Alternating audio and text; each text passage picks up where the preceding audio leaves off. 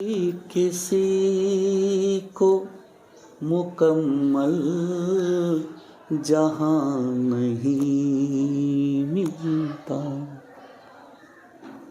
कभी किसी को मुकम्मल जहां नहीं मिलता, कभी ज़मीं तो कभी आसमां नहीं मिलता।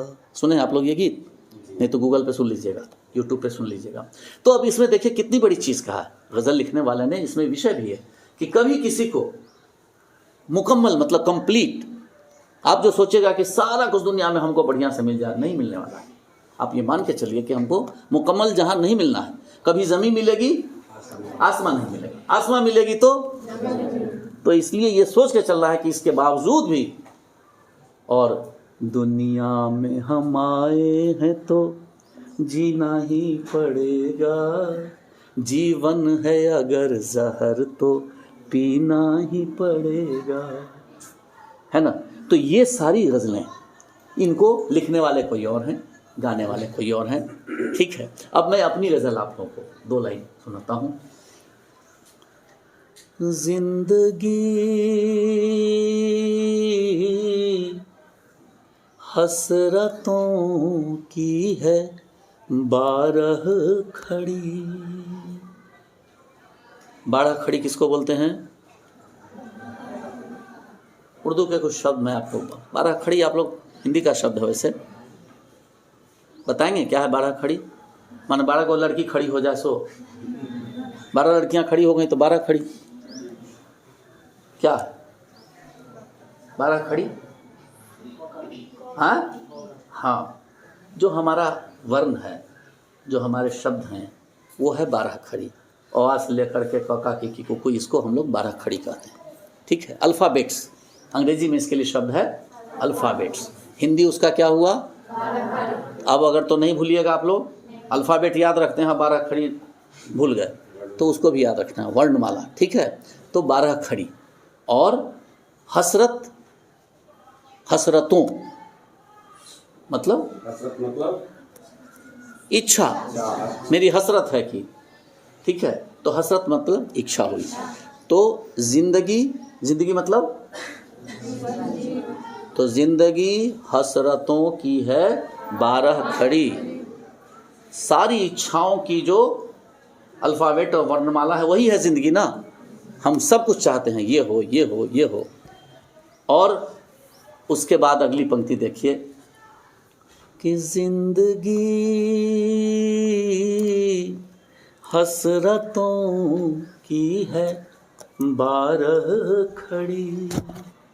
जिंदगी हसरतों की है 12 खड़ी। जिंदगी हसरतों की है 12 खड़ी। थोड़ी हमने पढ़ी, थोड़ी तुमने पढ़ी, थोड़ी हमने पढ़ी, थोड़ी तुमने पढ़ी। दर्द की सीढ़ियाँ इस तरह तय हुई, दर्द की सीढ़ियाँ इस तरह तय हुई। थोड़ी हमने चढ़ी, थोड़ी तुमने चढ़ी। तो ये गज़ल मेरी है। और इसके साथ साथ और भी जो बहुत सारी मेरी गज़लें हैं, वो उनको भी मैं आप लोगों को बताना चाहूँगा। 1-2 गज़ल की और मैं आपको सुना दें कि मेरे, आप गाते हैं? हाँ, तो इसको ज़रा गौर से आप सुनिएगा, कभी मौका मिले तो गाइएगा। ये इश्किया गज़ल है कि मेरे लिए न दिल में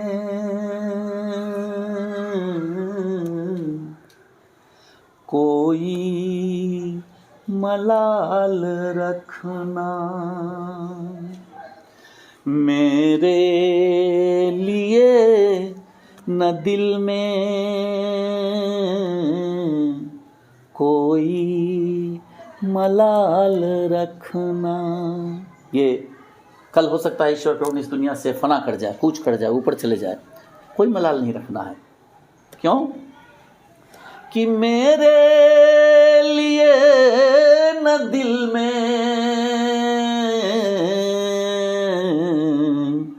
कोई मलाल रखना। लंबी है जिंदगानी अपना ख्याल रखना। कि लंबी है जिंदगानी अपना ख्याल रखना। इसको दोनों अर्थ में मैंने कहा ना, रूहानी भी और इश्किया भी। एक प्रेमी भी कह सकता है अपनी प्रेमिका से कि मेरे लिए न दिल में बिछड़ जाने पे कोई मलाल रखना, आपकी तुम्हारी लंबी जिंदगानी है, अपना ख्याल रखना। और मेरे जैसा व्यक्ति भी कह सकता है कि हम तो भाई ऑलरेडी कहिए कि चौथेपन में हैं, साल 10 साल 20 साल जितने दिन जिए चले जाएंगे, लेकिन आप लोगों की किसी की 15 साल उम्र है, किसी की 16 साल, लंबी जिंदगानी है ना। कि मेरे लिए न दिल में कोई मलाल रखना। लंबी है जिंदगानी अपना ख्याल रखना।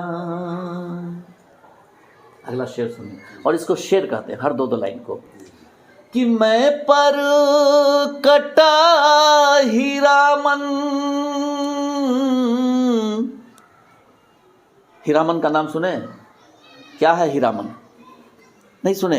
प्रेमचंद को पढ़े? उनका एक हीरामन था एक कहानी में। वो क्या है हीरामन? हीरामन तोता का नाम है, तोता को बोलते हैं हीरामन, तोता है ना। और हमारी जो आत्मा है इसको भी हम बोलते हैं हीरामन। तोता उड़ जाएगा, पिंजरा रह जाएगा, ये सारा सूफियाना अंदाज है ना। तो ये हीरामन, मैं कैसा हीरामन? जिसका पर कटा। और अगली लाइन सुनिए कि मैं पर कटा हीरामन,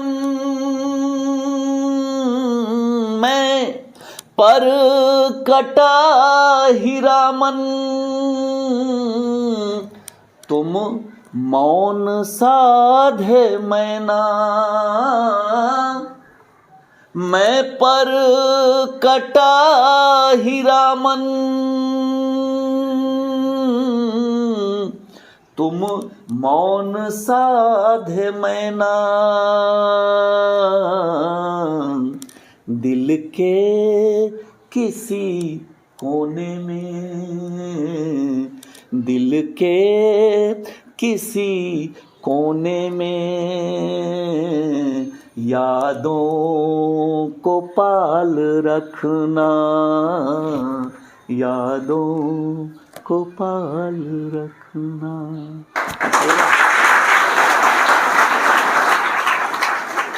तो गज़ल पे चर्चा चल रही थी, तो ये हुआ, पहले को बोलते हैं मतला, ठीक है, पहले शेर को, उसके बाद दूसरा शेर, तीसरा शेर, और फिर अंतिम शेर होता है। उस अंतिम शेर को बोलते हैं मक्ता, मक्ता का शेर। मक्ता का शेर में वो जो लिखने वाला है वो अपना नाम देता है, और उपनाम, हिंदी में उसको बोलते हैं उपनाम, उर्दू में उसको बोलते हैं तलख्खुस, है ना। इनका तलख्खुस, जैसे हरिवंश राय, उनका तलख्खुस हुआ, उपनाम हुआ। तो इसी तरीके से उसमें नाम या अपना उपनाम देते हैं। जैसे कहते हैं कि गालिब का है अंदाज़े बयां, और कहते हैं कि गालिब का है अंदाज़े बयां। और अब ये मक्ते का शेर है, इसमें इसको लिखने वाले का नाम क्या है?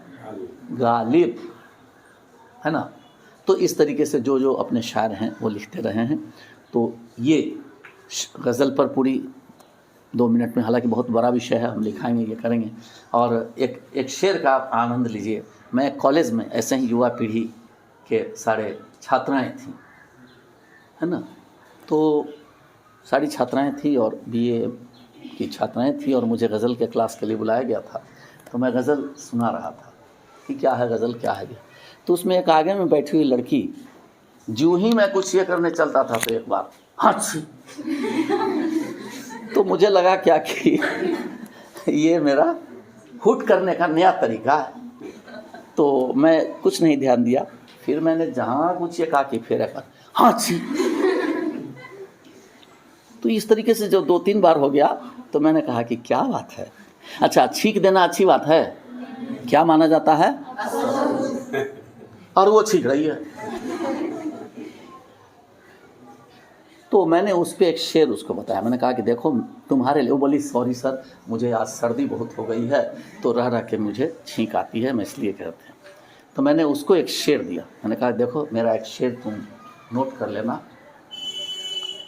और जब शादी हो जाए तो अपने घर वाले को सुनाना कि जब भी चाहा, ये शेर आप आनंद लीजिए, आप लोग भी आनंद लीजिए, जो है कि जब भी चाहा कि बात दिल की जुबान से कह दूं, जब भी चाहा कि बात दिल की जुबान से कह दूं, मेरा महबूब उसी वक्त छींक देता है ना। समझ गई कि अशुभ वाली बात हो जाता है ना, कि जब भी चाहा कि बात दिल की जुबान से कह दूं, मेरा महबूब उसी वक्त। तो वो इस तरीके से हम लोग जो गज़ल लिखते हैं, अब ये कहने को कह दिए लेकिन पूरा उस फॉर्मेट में, ठीक है, पूरे उस फॉर्मेट में है। आपको जैसे इन्होंने कह दिया कि तुम्हारा ये मैथ है, इसका आंसर होगा 3.2, तो इसका मतलब क्या है, वो जो आंसर है उसके हल करने के जो बीच में प्रोसेस हैं, वो सारे प्रोसेस को a² + b² + c², this one is इतना, दिस वन इज इतना, सो चूंकि इतना बराबर इक्वल, और लास्ट में। तो इसी तरीके से जब हम कुछ गज़ल कह देते हैं तो कहने भर की बात नहीं होती है, वो पूरा हम उसके फॉर्मेट को, उसके डिसिप्लिन को, उसके अनुशासन को, और कविता या साहित्य अनुशासन सिखाता है। आप लोग जीवन में अनुशासन को रखना। एक भी, ये बुआ आप गाते हैं ना, एक ताल अगर एक मात्रा बढ़ जाए क्या हाल होगा गाने में, कट जाएगा सब गुड़ एक मात्रा। तो अब सोच लीजिए कि कितना डिसिप्लिन सिखाता है कि एक एक अंक, एक एक मात्रा, एक एक शब्द, एक एक अक्षर हमारा पक्का होना चाहिए, तभी वो गा पाएगा, नहीं तो नहीं गा पाएगा। तो इसलिए ये सब, वैसे गीत लिखने वाले तो ऐसे भी लिखे हैं, अच्छा तो हम फिर कब मिलोगे, तो ये क्या है, ये गद्य मैंने आपने गद्य को गा लिया, गीत नहीं है ना। ए भाई जरा देख के चलो, है ना। तो ये सारे भी हैं, तो इनको क्या, ये गद्य हैं जिनको म्यूजिक ने सजा दिया। लेकिन जब उसी चीज को आप सुनिएगा, गजल वाली चीजें, हम हैं मताए पूछा बाजार की तरह, सुना होगा ना। या फिर आपने अगर वो गीत सुना होगा, दिल चीज क्या है आप मेरी जान लीजिए, बस एक बार मेरा कहा मान लीजिए, है ना। अब देखिए गज़ल लिखने में, अगर जिन लोगों ने ये फिल्म देखी होगी उमराव जान, उसमें उमराव जान का जो उस्ताद है, उमराव जान गज़ल लिखती थी, आप लोग जैसे लिखते हैं लिखना है, वो उस्ताद को सुनाने गए तो उसने गज़ल क्या लिखा था कि दिल भी लीजिए, दिल भी ले लीजिए, दिल भी ले लीजिए और जान लीजिए, बस एक बार मेरा कहा मान लीजिए। दिल भी ले लीजिए, जान लीजिए, बस एक बार मेरा। मात्रा भी ठीक है, बात भी ठीक है, गाना भी सही है, लेकिन उमा शंकर जी जैसे उस्ताद का रोल यहीं पे होता है। बाकी तो आप पढ़ के आ गए, सब कुछ लिखा हुआ है आपके स्कूल में आपकी किताब में, आपके कॉपी में, तो फिर उमाशंकर जी की क्या ज़रूरत होती है? तो उस्ताद की ज़रूरत, गुरु की ज़रूरत, शिक्षक की ज़रूरत वहाँ होती है कि उमराव जान को उन्होंने कहा कि उमराव, ये जो लिखी हो ना, दिल भी ले लीजिए और जान लीजिए, इसको थोड़ा बदल दो। क्या बदल दो? दिल चीज़ क्या है आप मेरी। अब देखिए दोनों का अर्थ कितना बदल गया। ये जो इतना बदलाव हुआ, इस बदलाव ने इस गज़ल को जो ऊंचाई दे दी वो उसमें नहीं था। तो फॉर्मेट भी वही था, चीज़ भी वही है, सब कुछ है। दिल भी ले लीजिए जान लीजिए की जगह, अरे दिल चीज़ क्या है ना? दिल को कोई उतना ऊपर कर दे कि अरे दिल चीज़ क्या है, आप मेरी जान लीजिए, बस एक बार मेरा कहा मान लीजिए। तो उस्ताद की ज़रूरत गज़ल में भी होती है। गज़ल लिखने वाले भी उस्ताद को मानते हैं, है ना? गाने वाले भी उस्ताद को मानते हैं और गंडा ताबीज़ बंधवाते हैं। तो इसलिए गज़ल एक डिसिप्लिन है और गज़ल अनुशासन सिखाती है, कविता भी अनुशासन सिखाती है।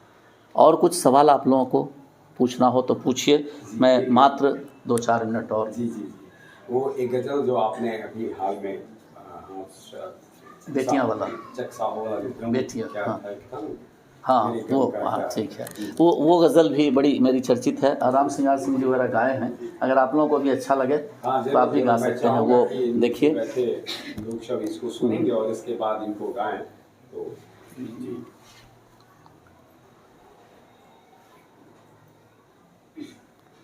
क्या क्या मैं तुमसे पूछूं,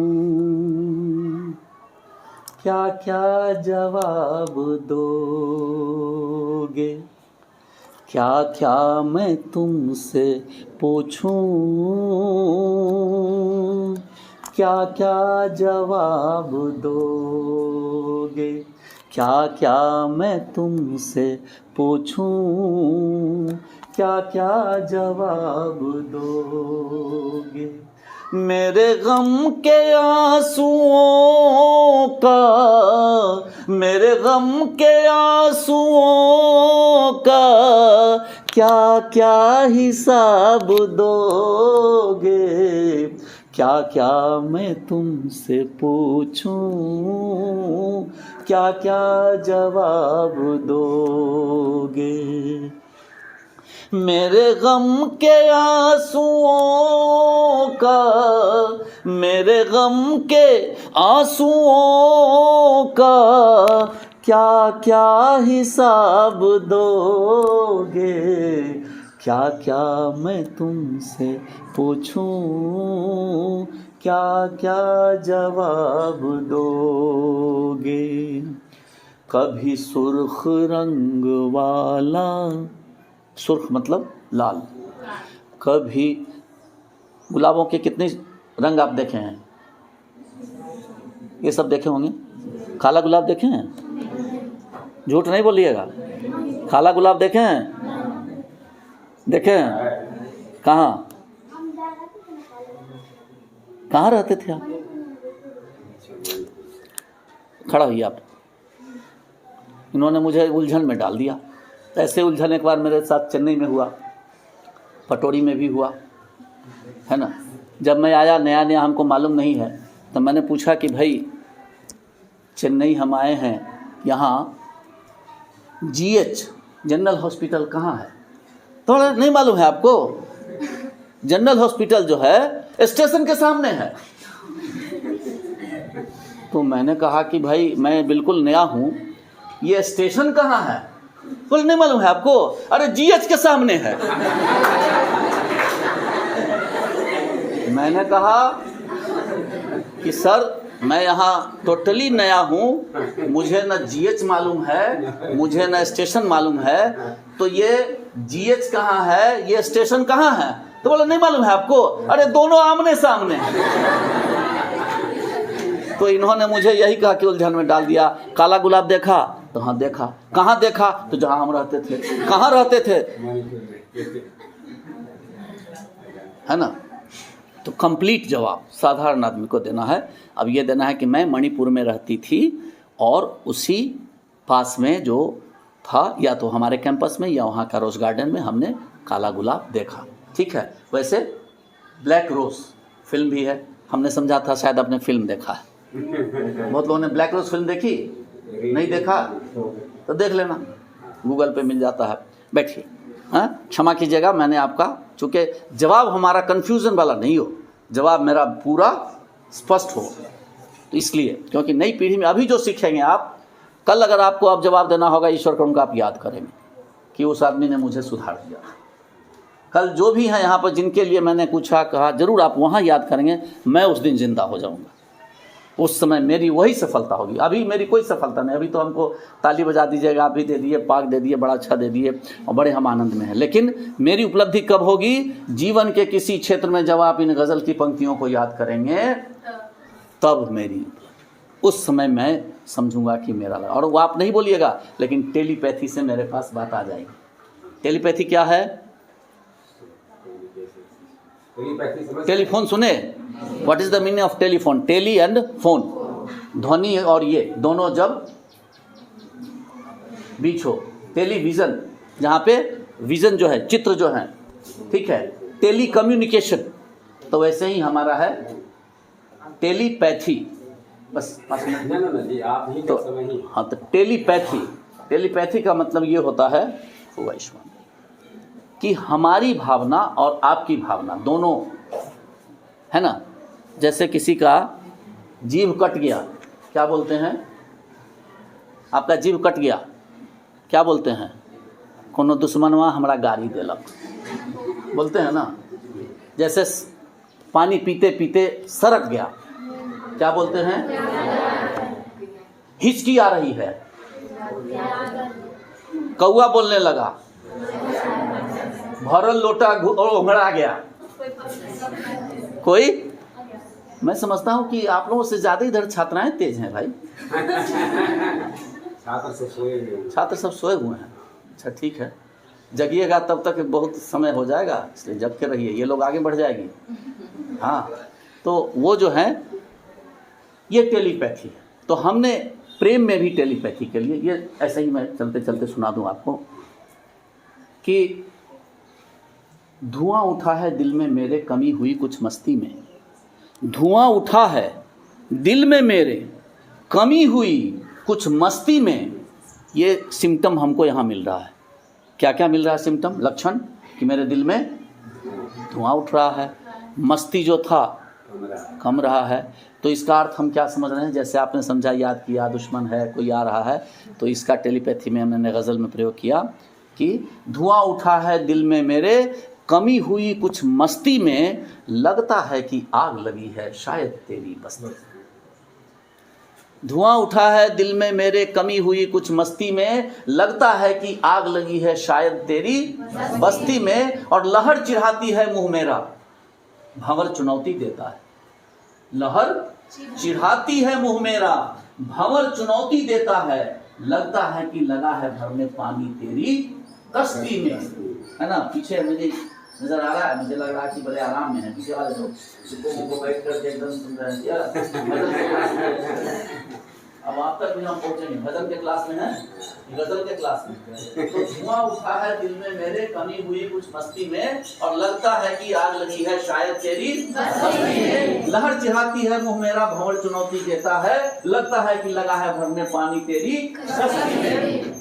फिर कोई इल्जाम लगा है तुझ पर दुनिया वालों, ये कोई इल्जाम लगा है तुझ पर दुनिया वालों का। ये मैं कैसे समझा? कि मुझे पकड़ ले गई पुलिस जब रात चली थी गश्ती। कि फिर कोई इल्जाम लगा है तुझ पर दुनिया वालों का, मुझे पकड़ ले गई पुलिस जब रात चली वो गश्ती में, और तेरी वफा से दुनिया का शायद हर आशिक मात हुआ। ये मैंने कैसे जाना? कि तेरी वफा से दुनिया का शायद हर आशिक मात हुआ, कोई नहीं मशगूल मिला मुझको खुदगर्ज परस्ती। कोई नहीं मशगूल मिला मुझको खुदगर्ज परस्ती। खुदगर्ज परस्ती माने स्वार्थ। हमको कोई स्वार्थ नहीं मिला, स्वार्थी नहीं मिला। क्यों? कि तेरी वफा से, मेरी महबूब इतनी वफादार है कि तेरी वफा से दुनिया का शायद हर आशिक मात हुआ, कोई नहीं मशगूल मिला मुझको खुदगर्ज परस्ती में। और फिर की है खुदकशी की कोशिश तुमने मेरी फुरकत में, तुमने मेरी जुदाई में आत्महत्या का प्रयास किया। ये हमने कैसे जाना? कि फिर की है खुदकशी की कोशिश तुमने मेरी फुरकत में, ये हमने तब जाना, दुनिया के बाजार बिकी जब मौत बड़ी ही सस्ती। दुनिया के बाजार बिकी कल मौत बड़ी ही सस्ती में। अखबार में पढ़ा हमने कि कल 100 आदमी वहां मर गया, 5 आदमी बाढ़ में डूब गया, एगो प्लेन गायब हो गया। तो इससे हमने क्या समझा कि फिर की है खुदकशी की कोशिश तुमने मेरी फुरकत में। दुनिया के बाजार बिकी कल मौत बड़ी ही सस्ती में। और आखिर में मक्ता का शेर जिसमें नाम भी है कि ईश्वर पता नहीं चल पाया, ईश्वर पता नहीं चल पाया, थका ढूंढकर ईश्वर। 2 ईश्वर, ईश्वर पता नहीं चल पाया, थका ढूंढकर ईश्वर को, सिमट गई है खुदा की हस्ती शायद तेरी हस्ती में।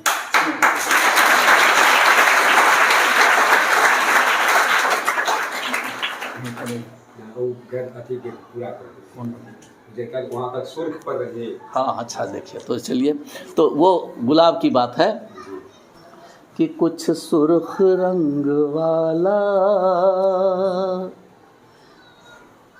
कुछ पीले रंग वाला, कभी सुर्ख रंग वाला, कभी पीले रंग वाला। दोनों शब्द उर्दू का जान लीजिए कि कभी सुर्ख रंग वाला, कभी जर्द रंग वाला, कभी लाल रंग वाला। मात्रा बिल्कुल ठीक है ना दोनों में, कि कभी लाल रंग वाला, कभी पीले रंग वाला। कांटों की बस्तियों में, कांटों की बस्तियों में क्या क्या गुलाब दोगे। कभी सुर्ख रंग वाला, है ना, कि कांटों की बस्तियों में क्या क्या गुलाब दोगे। क्या क्या मैं तुमसे पूछूं, क्या क्या जवाब दोगे। क्या क्या मैं तुमसे, गाइए मेरे साथ। हाँ गाइए। कि क्या क्या मैं तुमसे पूछूं, क्या क्या जवाब दोगे। इधर से ज्यादा।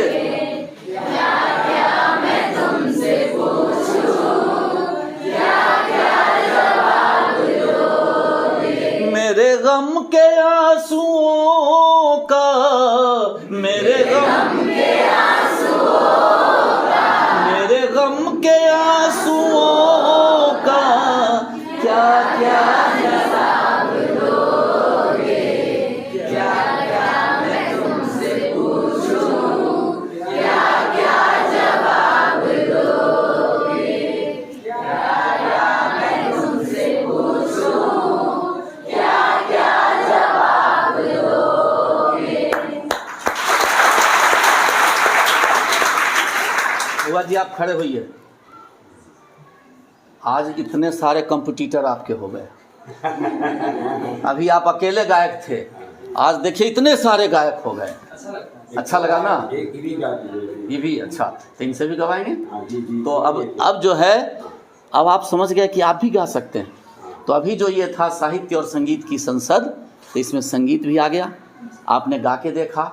और लोग कहते हैं क्या कि ये बाथरूम सिंगर है, लेकिन आप कल से क्या कहिएगा कि मैं कोचिंग सिंगर हूँ। कोचिंग में केवल गाती हूँ, है ना, और कहीं नहीं करते हैं। तो आप लोग ये आनंद लीजिए और जीवन में यही आनंद है, इस तरह से अपने जीवन को विकसित कीजिए। और मैं चाहता हूँ, मेरी व्यक्तिगत ये है कि 2-3 गीत जो है वो आप लोगों को गाना चाहिए। और आप लोग अगर इसको गाएंगे तो मेरा तो भला होगा सो होगा ही, साहित्य का भी भला होगा और आपका भी भला होगा, है ना। और मैं ऐसे कुछ गीत आप लोगों को बताऊंगा। जैसे एक गीत मैंने उस दिन कहा था, वो गीत अगर आप, मेरा ये सौभाग्य है कि हाँ, मेरा ये सौभाग्य है कि मेरा ये गीत कई जगह के बड़े बड़े कवि सम्मेलनों में प्रार्थना के रूप में, जैसे आपने प्रार्थना के रूप में क्या गाया, ऐसे ही मेरा ये गीत प्रार्थना के रूप में बहुत जगह गाया जाता है। तो वो मैं आप लोगों को सुनाना चाहता हूँ। तब तो फिर मैं 10 मिनट और ले लूँगा सर। जी जी जी। आप लोग उब रहे हैं? संसद में बोलने की आगे अनुमति है? तो एक बार जोर से बजाइए तो ताली।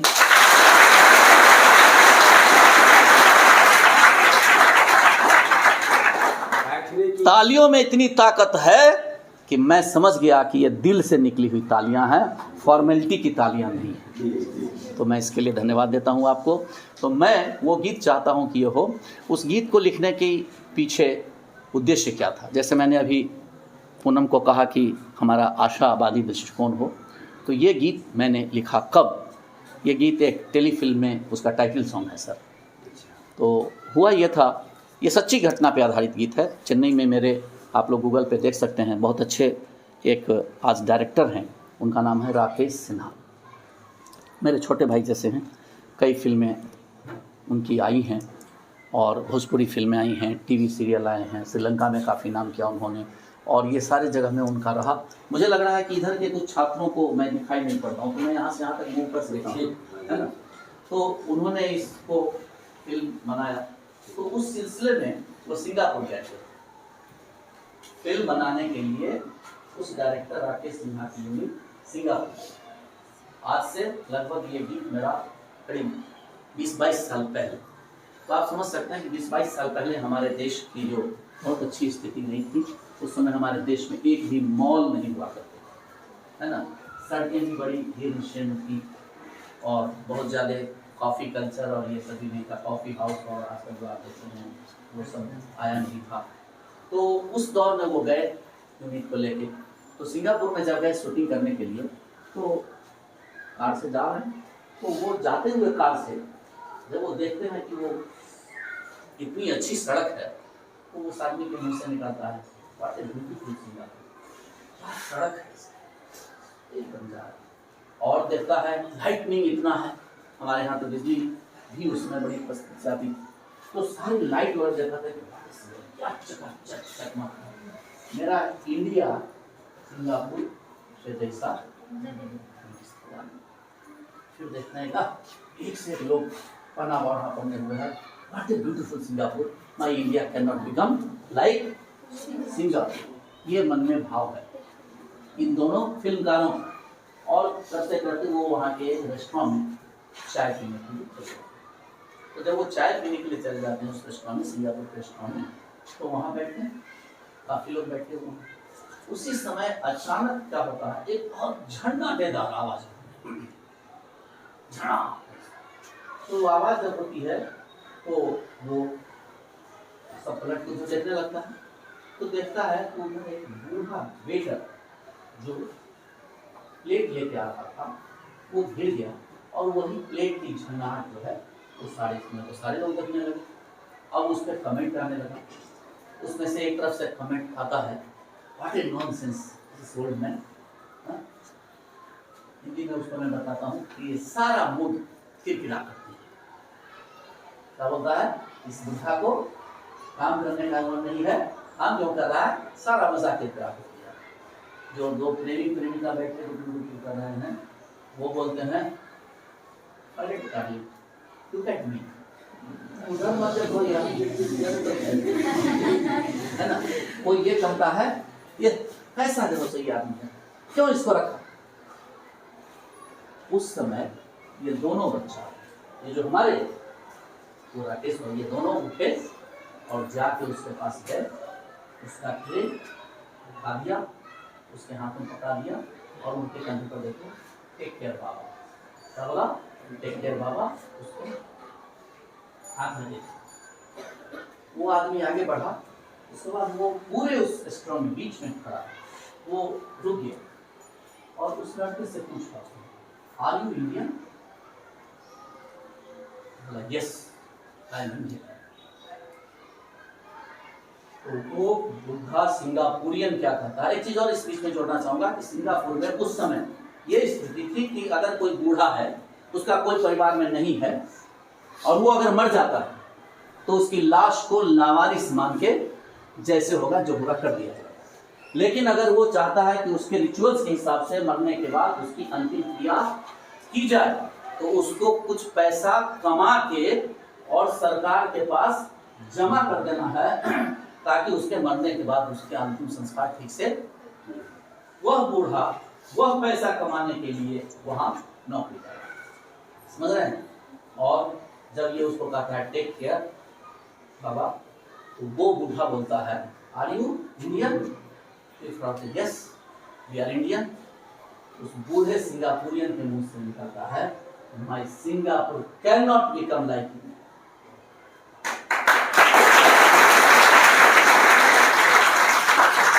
अभी तक इन दोनों के मन में क्या था कि my India can not become like, और जब वो सिंगापुरियन बोलता है कि my Singapore can not become like, तो इनके दिल में गर्व होता है और ये वहां से चलते हैं और हैट जो पहने हुए हैं गोल वाला डायरेक्टर वाला, वो उठा के फेंकते हैं और वहां बिक रहा है गांधी टोपी, उस गांधी टोपी को पहनते हैं और बड़े शान से इंडियन होकर के चल पड़ते हैं। और ये सिचुएशन पर उन्होंने फिल्म बनाई और मुझे कहा कि सर भैया ही बोलते हैं हमको, भैया इसका टाइटल सॉन्ग आपको लिखना है। तो मैंने उसका टाइटल सॉन्ग लिखा और वो टाइटल सॉन्ग आप लोग थोड़ा गुनगुना लीजिए, अच्छा लगेगा आप लोगों को। पृष्ठभूमि आप समझ गए, बैकग्राउंड इस गीत का समझ गए, परेशानी समझ गए और इसमें कैसा गर्व का है, तो वहाँ से ये गीत मैंने लिखा और लगभग 25 वर्षों से 20-22 वर्षों से ये गीत बड़ा प्रसिद्ध है। विश्व की संस्कृति का जो सिरमौर है, विश्व की संस्कृति का जो विश्व की संस्कृति का जो सिरमौर है,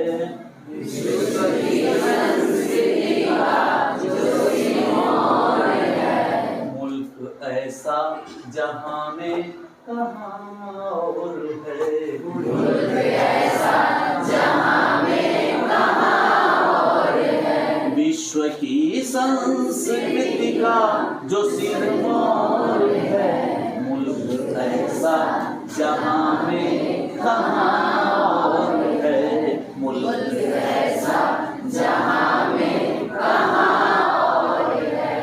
ये उठाता है गिरते हुओं को, ये उठाता है गिरते हुए को, पोंछता है दुखी आंसुओं को, पोंछता है दुखी आंसुओं को, ये उठाता है गिरते हुओं को, ये उठाता है गिरते हुए को, पोंछता है दुखी आंसुओं को। इसकी रहमत से वाकिफ, इसकी रहमत से वाकिफ हर एक दौर है, हर एक दौर है, मुल्क ऐसा जहां में कहाँ और है, विश्व की संस्कृति कहाँ और है, विश्व की संस्कृति का जो सिरमौर है, जहां में कहाँ और है, मुल्क ऐसा जहां में कहाँ और है, मुल्क ऐसा जहां में कहाँ और है। अब ये लोग आगे बढ़ गए, जब गए आप लोग इधर उधर पीछे रह जाते हैं, ये सब पक्का हो गया है ना।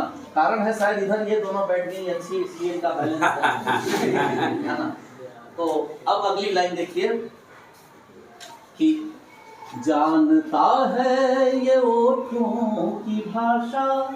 अब ये ओठों की भाषा, आप लोगों ने सरस्वती जी का फोटो देखा, विवेकानंद का फोटो देखा, उमाशंकर जी को देखिए, मुझको देखिए, अपने दोस्तों को देखिए, और जब वो मुस्कुराते हैं तो ओठों की भाषा पर देखिए, कितना आनंद है। ओठों की अपनी एक अलग भाषा है, अलग भाषा है ना। तो ये ओठ की भाषा वो कौन जानता है? इसके सारे महापुरुषों का। तो जान, और दूसरी ओर क्या है, अगली लाइन में देखिएगा कि जानता है ये ओठों की भाषा, जानता है ये ओठों की भाषा, पत्थरों को भी इसने तराशा, पत्थरों को भी इसने तराशा, जितनी अच्छी तराशी, जितनी अच्छी कलाकारी पत्थरों पर हमारे देश में है, विश्व में कहीं नहीं। खजुराहो का नाम सुना है ना, आपने महाबलीपुरम का नाम सुना, आपने त्यागराय का, ये सारे जो आप पढ़ेंगे देखेंगे तो पत्थरों पे संगीत। आश्चर्य लगेगा आपको कि एक सिंगल पहाड़ को काट के इतना सुंदर पत्थर का मंदिर कैसे बना, सिंगल स्टोन, है ना, और वो भी आज से कई 2000 साल पहले। तो जानता है ये की भाषा, पत्थरों दिल की दिल्ली यहाँ, तन का चित्तौड़ है, मुल्क ऐसा जहाँ में कहाँ और है, मुल्क ऐसा जहाँ में कहाँ और है, विश्व की संस्कृति का सिरमौर है, विश्व की संस्कृति का सिरमौर है, मुल्क ऐसा जहाँ में कहाँ और है, मुल्क ऐसा जहाँ में कहाँ और है। और अंत में जो अंतिम 2 लाइन है वो भी बड़े गौर से सुनिएगा। ये एक प्रतिष्ठा देने की बात है। आपने जैसे मुझे पाक से यहाँ आज प्रतिष्ठा दिया, वैसे ही अगर किसी शहर में कोई बहुत बड़ा व्यक्ति वीआईपी आता है तो उस शहर का जो मेयर होता है ना, शहर का जो सबसे बड़ा होता है उसको बोलते हैं मेयर। तो वो उस शहर का जो मेयर होता है, महानगर का, महापालिका का, वो मेयर वहां का एक चाबी बनवा के, या मतलब सिंबॉलिक, वो उसको देता है। इसको जैसे मोदी जी अगर गए, मान लिया जाए इंग्लैंड, और वहाँ के किसी एम्स्टर्डम में है, या सॉरी ऑस्ट्रेलिया होगा, लंदन में है, तो लंदन का जो मेयर है वो उनको चाबी भेंट करेगा। इट मीन्स कि ये पूरा शहर आपके लिए खुला है, आपको कोई ताला की जरूरत है, चाबी की जरूरत है, आप खोलिए और पूरे शहर में। इसी तरीके से अगर वहां से कोई राष्ट्रपति आते हैं तो दिल्ली का जो मेयर है वो क्या करेगा, चाबी देकर उनको भेंट करेगा कि पूरी दिल्ली आप। तो इस भावना को मैंने इस गीत में रखा है ना। शहर और ये देख रहे हैं कि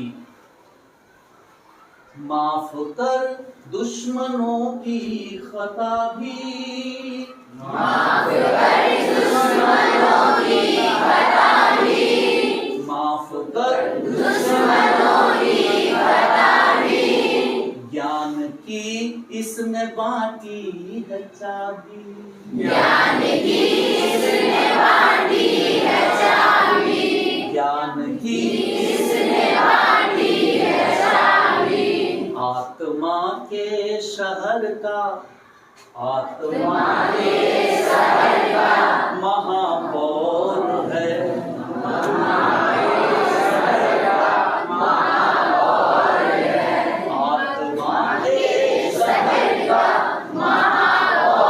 है, मुल्क ऐसा जहाँ में कहाँ और है, मुल्क ऐसा जहाँ में कहाँ और है, विश्व की संस्कृति का सिरमौर है, विश्व की संस्कृति का सिरमौर है, मुल्क ऐसा जहाँ में कहाँ और है, मुल्क ऐसा जहाँ में कहाँ और है। इसकी रहमत से वाकिफ हर एक दौर है, इसकी रहमत से वाकिफ हर एक दौर है, मुल्क ऐसा जहाँ तन का चित्तौर है, दिल की दिल्ली यहाँ तन का चित्तौर है, आत्मा के शहर का महापौर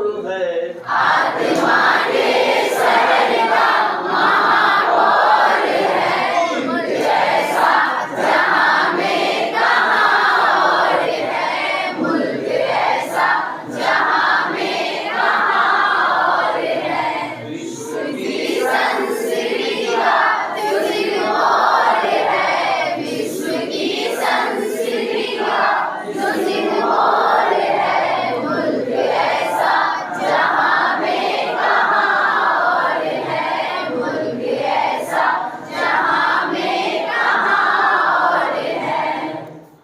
अच्छा लगा?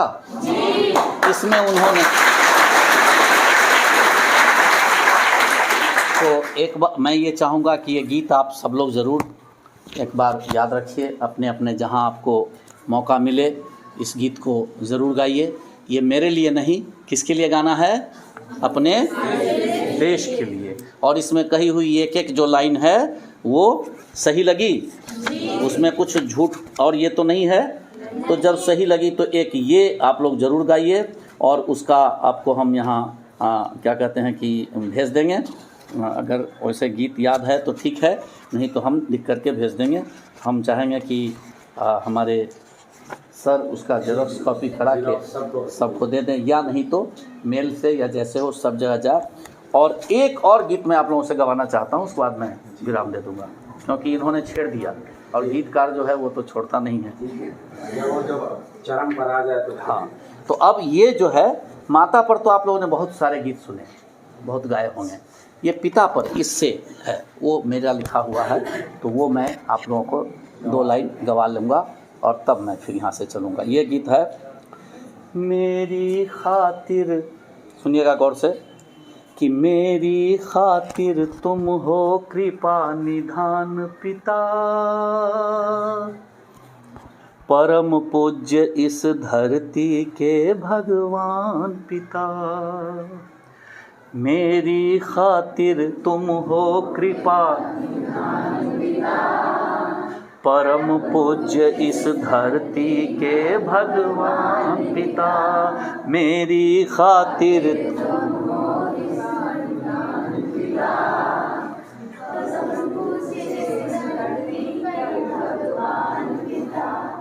अब मैं फिर गा रहा हूँ, आप लोग सुन लीजिए और तब इसको गाइएगा। कि मेरी खातिर तुम हो कृपा निधान पिता, परम पूज्य इस धरती के भगवान पिता। मेरी खातिर कृपा निधान पिता, परम पूज्य इस धरती के भगवान पिता। झिलमिल आँखों में तस्वीर तुम्हारी है, झिलमिल आँखों में तस्वीर तुम्हारी है, झिलमिल आँखों में तस्वीर तुम्हारी है, झिलमिल आँखों में तस्वीर तुम्हारी है। हरदम मुझको तुम पर है अभिमान पिता, हरदम मुझको तुम पर है अभिमान पिता। मेरी खातिर तुम हो कृपा निधान पिता, परम पूज्य धरती का भगवान पिता।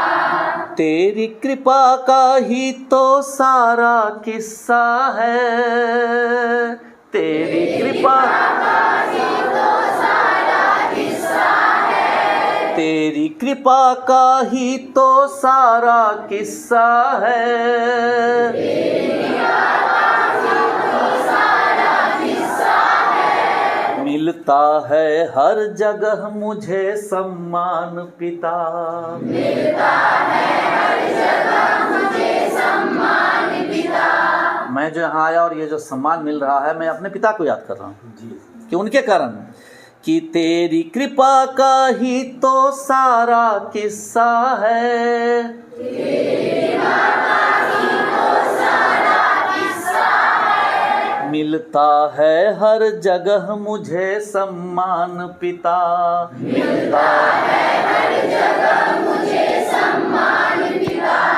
तेरी यादों में ये आँखें बरस पड़ी, तेरी यादों में ये आँखें बरस पड़ी, तेरी यादों में ये आँखें बरस पड़ी, तेरी यादों में ये आँखें बरस पड़ी। जब जब मैंने खाए हैं पकवान पिता, जब जब मैंने खाए हैं पकवान पिता। मैं किसी विशेष कारण से नहीं, लेकिन सिर्फ जानने के लिए चाहता हूँ, इनमें से कोई ऐसे हैं जिनके पिता नहीं हैं? तो आप उनको ज़रूर याद कर लीजिएगा। कि तेरी यादों में ये आंखें बरस पड़ी,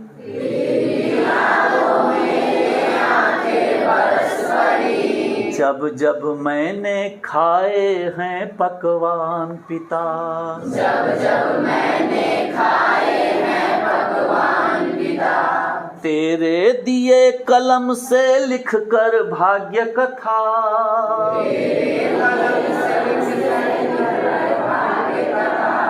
तेरे दिए कलम से लिख कर भाग्य कथा,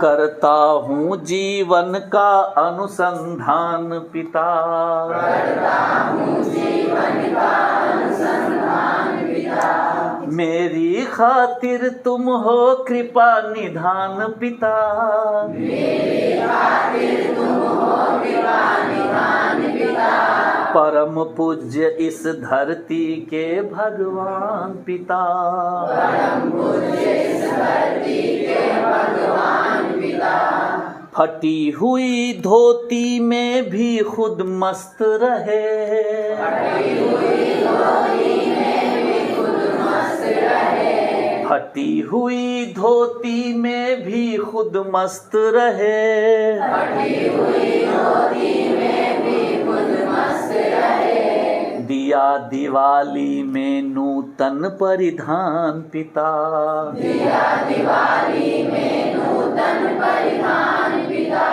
परम पूज्य इस धरती के भगवान पिता, परम पूज्य इस धरती के भगवान पिता, समाधान देकर हर नई समस्या का, समाधान देकर हर नई समस्या का, कभी किसी से किया न खींचा तान पिता, कभी किसी से किया न खींचा तान पिता, घूम घूम कर दुनिया भर में देख लिया, घूम घूम कर दुनिया भर में देख लिया, घूम घूम कर दुनिया भर में देख लिया, घूम घूम कर दुनिया भर में देख लिया, मिला न तुमसे बड़ा कोई प्रतिमान पिता, मिला न तुमसे बड़ा कोई प्रतिमान पिता,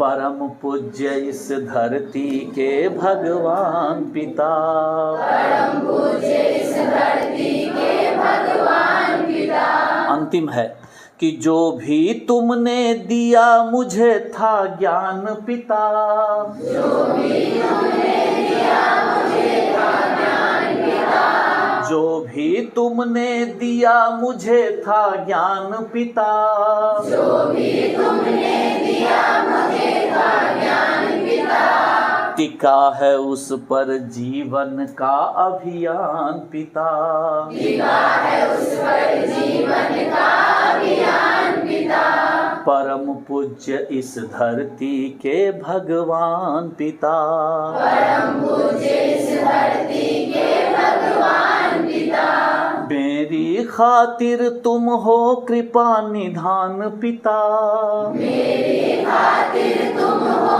कृपा निधान पिता, परम पूज्य इस धरती के भगवान पिता, परम पूज्य इस धरती के भगवान पिता, परम पूज्य इस धरती के भगवान पिता, परम पूज्य इस धरती के भगवान पिता। मैं चाहूँगा